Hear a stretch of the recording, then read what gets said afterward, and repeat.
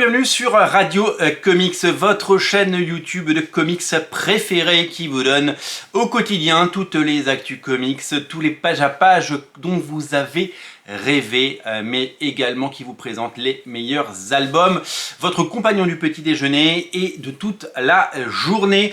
Aujourd'hui, nous allons parler de parts de marché sur les comics aux États-Unis, puisque le site icv2.com propose tous les mois un tableau pour nous proposer les parts de marché. Nous allons faire un focus sur les parts de marché 2024, puisque nous avons les chiffres du premier et du deuxième trimestre, donc un champ des possibles sur ce premier semestre, et nous allons parler donc de quelques titres qui tirent le marché vers le haut. Nous n'allons pas partir du plus petit au plus grand, nous allons directement attaquer, ce n'est pas une surprise, le numéro 1 des ventes en termes de part de marché, je dis bien part de marché, c'est Marvel Comics. Et oui, Marvel Comics qui au premier trimestre représentait 38,9% du marché et au deuxième trimestre 39% du marché, une stabilité incroyable pour un éditeur qui continue de dominer son sujet, malgré évidemment la perte de qualité sur certains titres, mais avec des grosses sorties. Alors comment est fait ce classement? C'est très important avant de continuer de vous expliquer.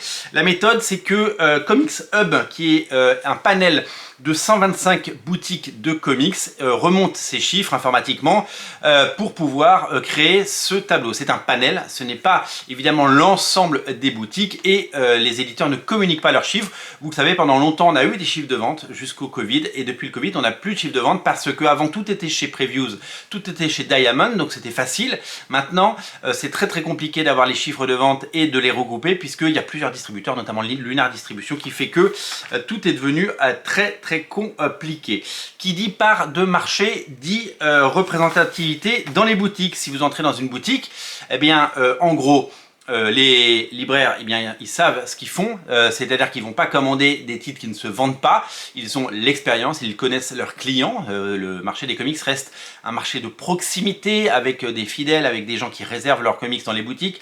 On parle évidemment des single issues, on parle des titres qui sortent évidemment de façon mensuelle, et donc eh bien ces boutiques connaissent bien entendu leur quantité, elles les ajustent quand il y a des succès et des seconds tirages, bien sûr, il faut s'adapter à un marché en mouvement, mais ce qui veut dire qu'en gros, si Marvel a 39% des ventes, eh bien ça veut dire qu'ils ont à peu près 39% de la place en magasin. C'est-à-dire que quand vous entrez et que vous voyez un mur de comics en version originale, eh bien 39% c'est du Marvel Comics, et etc. Et donc du coup on parlera un petit peu bien sûr, à quelques points près bien sûr, mais on parlera évidemment des autres en descendant le tableau. Le numéro 2, c'est bien entendu DC Comics, qui au premier trimestre était très loin derrière, puisque je vous rappelle, Marvel 38,9%, DC Comics seulement 21,6%. Alors pourquoi DC est à 21,6%? Eh bien tout simplement parce que eh bien c'était la fin d'une époque, la fin de l'époque Dawn, la fin de l'époque Infinite si vous voulez, et donc les ventes étaient un petit peu au ras des pâquerettes chez DC Comics.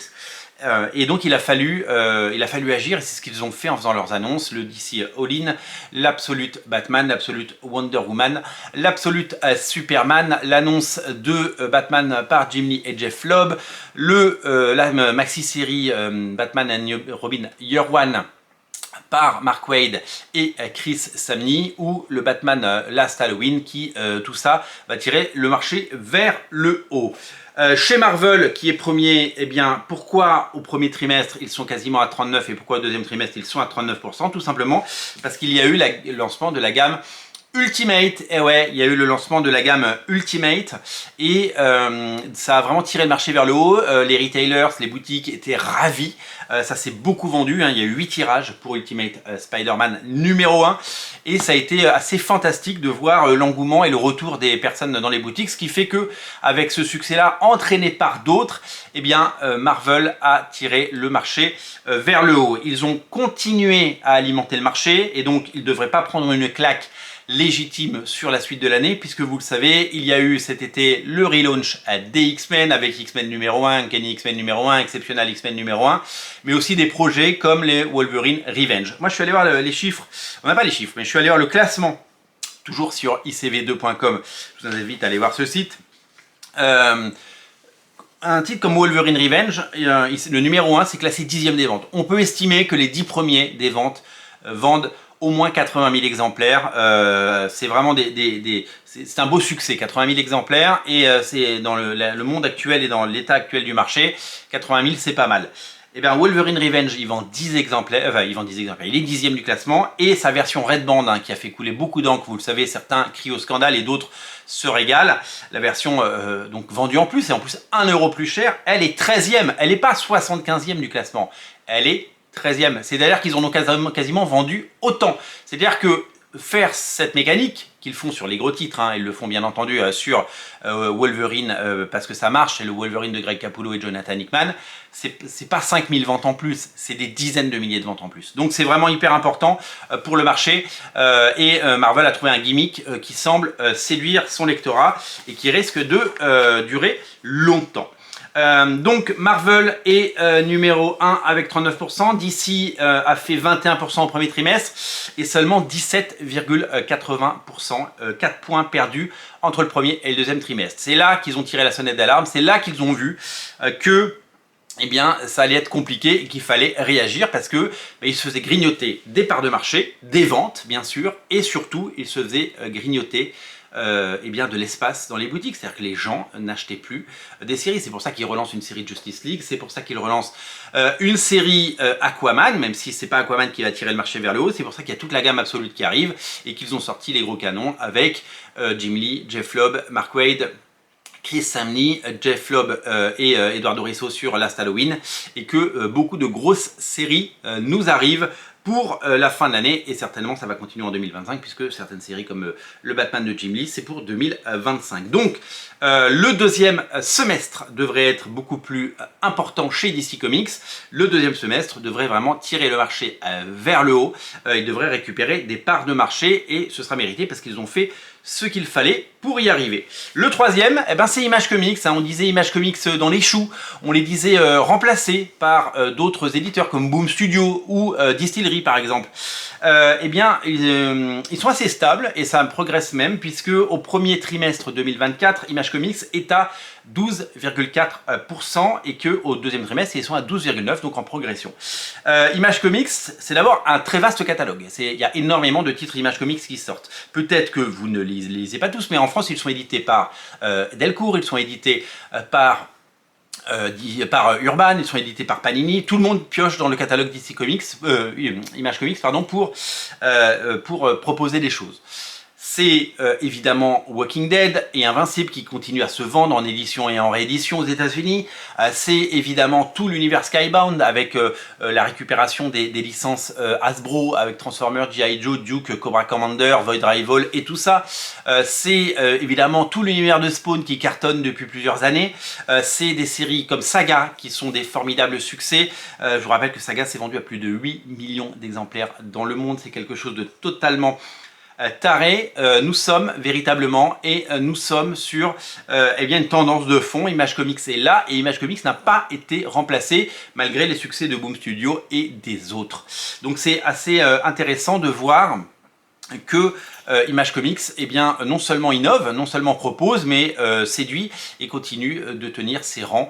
Quand on a 12% du shelf space, 12% du rayonnage, eh ben, on est visible, les titres on les voit. Il y a aussi évidemment, j'y pense, toutes les séries de Jeff Jones qui sont sorties, comme Redcoat, Giger, etc., etc. Toutes ces séries qui viennent alimenter le marché et beaucoup de choses se passent chez Image Comics et malgré la perte des droits, puisqu'ils étaient, malgré la perte des droits des séries de Mark Millar, puisque les séries de Mark Millar maintenant vous le savez sont chez Dark Horse, eh bien ça continue d'être la folie chez Image Comics, 12% du marché, c'est exceptionnel. Le quatrième c'est IDW qui vient de changer de logo, IDW qui fête ses 25 ans. IDW c'est un éditeur qui a beaucoup souffert ces dernières années en perdant notamment les séries Hasbro, on l'a dit, Transformers, G.I. Joe, mais ils ont récupéré, vous le savez, ils ont re-signé les Tortues Ninja et ils ont décidé de tout miser sur les Tortues Ninja. Au premier trimestre 2022, 4, c'est 4,2% du marché. IDW, c'est pas beaucoup. Et il y a un boom, hein, on peut le dire, 7,1% à partir du deuxième trimestre. Que s'est-il passé? Eh bien, ils ont poussé sur les Tortues Ninja, vous le savez, et grâce aux Tortues Ninja et au succès des Tortues Ninja, je vous rappelle que le premier numéro de Tortues Ninja par Jason Aaron, c'est plus de 300 000 exemplaires, c'est taré. De Last Ronin, bien entendu, toutes les mini-séries, toutes les rééditions. Il y a un effet Tortues Ninja, ils ont vraiment poussé sur le curseur et il se passe quelque chose. Vu que la série Tortues Ninja est sortie cet été, les chiffres apparaîtront dans les prochains trimestre, donc on devrait avoir une tendance de fond, mais c'est vraiment hyper intéressant de voir que il s'est passé quelque chose et que une seule série, comme les Tortues Ninja, Last Ronin par exemple, puisqu'il y a le 3e volume qui est en cours de publication aux États-Unis, eh bien peut tirer le marché vers le haut avec des chiffres pharaoniques, et donc quand on passe de 4,2 à 7,1% du marché, on devient visible, et puis c'est des ventes à côté. Boom Studio qu'on a annoncé comme le nouveau Image Comics avec ces séries, hein, ils font des choses étonnantes, hein, ils ont notamment les séries de Ramvi comme Layla Star ou le dernier festin de Rubin. Ils ont notamment Berserker, vous le savez. Ils ont Briard, la série qui est sortie, excellente série chez Urban, dans la grande collection Urban. Boom Studio, eh ben, malgré tout ça, ils ne sont qu'à 3,3% au premier trimestre et 3,6% au deuxième trimestre. Alors, il n'y a pas du Berserker tous les mois, vous le savez.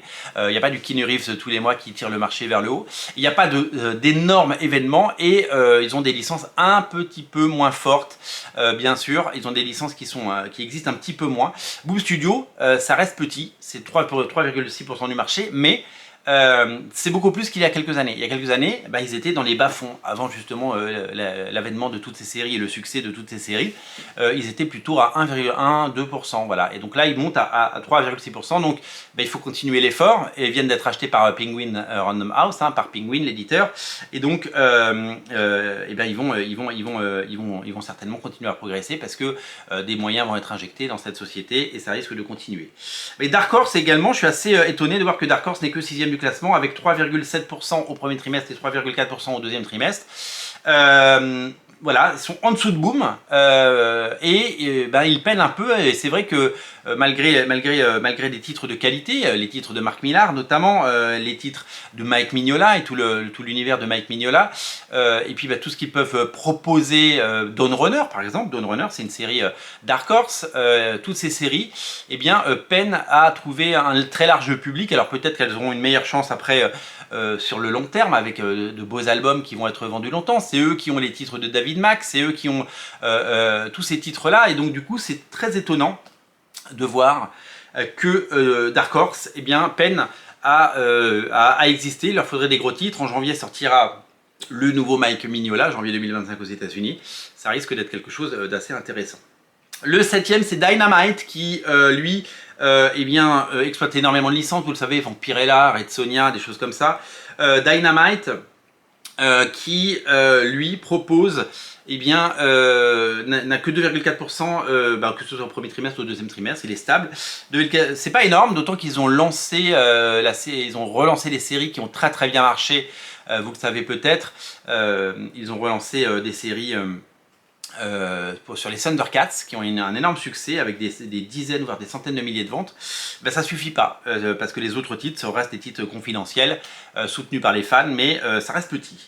En 8e position, on a Wiz Media. Wiz Media, il publie des mangas. Alors vous allez dire, mais les mangas c'est numéro 1. Pourquoi ils sont 8e de ce classement avec seulement 2,1% du marché? Tout simplement, c'est parce que le scan se fait sur les boutiques de comics. Et les boutiques de comics, évidemment, ont introduit des mangas. Mais la majorité des mangas se vend dans les boutiques, dans les librairies, par exemple, chez Barnes & Noble. Et donc, Barnes & Noble ne rentre pas dans ce classement parce que Barnes & Noble, il y en a qui vendent des single issues.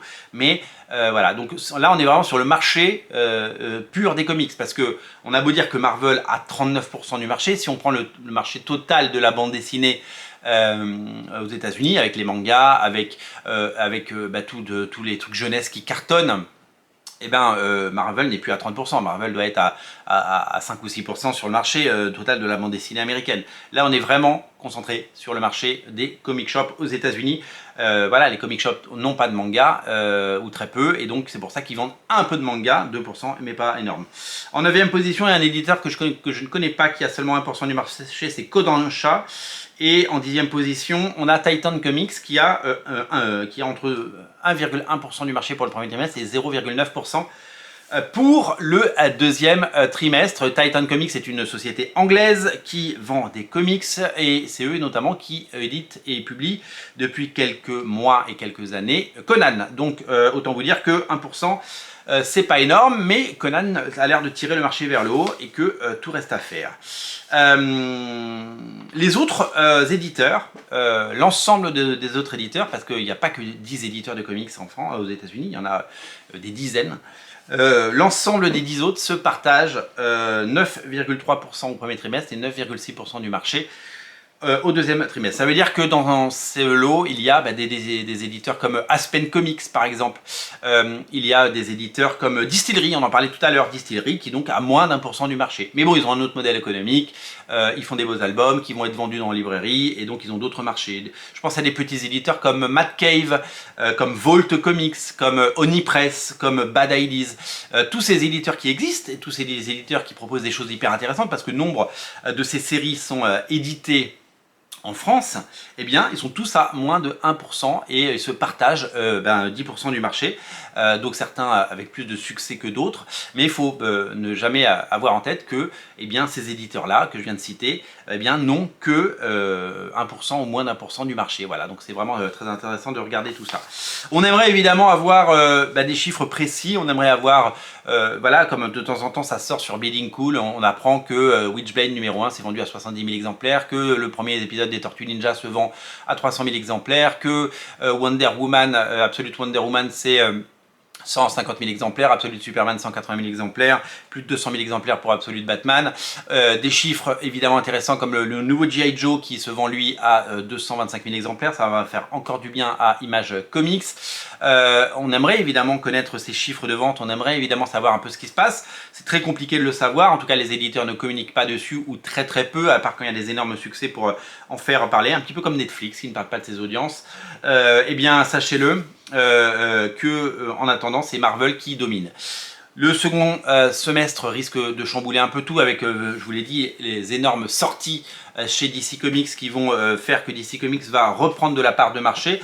Marvel ne se laissera pas faire puisqu'il y a un Ultimate Wolverine qui arrive et il y a plein d'autres choses enthousiasmantes qui vont dynamiter le marché, l'animer et faire en sorte qu'il se passe des choses en attendant 2025 et la sortie du Batman de Jeff Loeb et Jim Lee qui lui va tout casser et risque de faire mal. Marvel est prévenu, ils ont intérêt à proposer des choses intéressantes pour eh bien, ne pas se faire grignoter des parts de marché sur ce marché en mouvement dynamique et passionné. Merci d'être nombreux à regarder ces émissions, merci d'être nombreux à vous abonner et merci d'être nombreux à soutenir cette chaîne. Je vous dis à très bientôt et je vous dis bien entendu bonne journée et on se reparle très bientôt pour parler comics avec passion. Salut!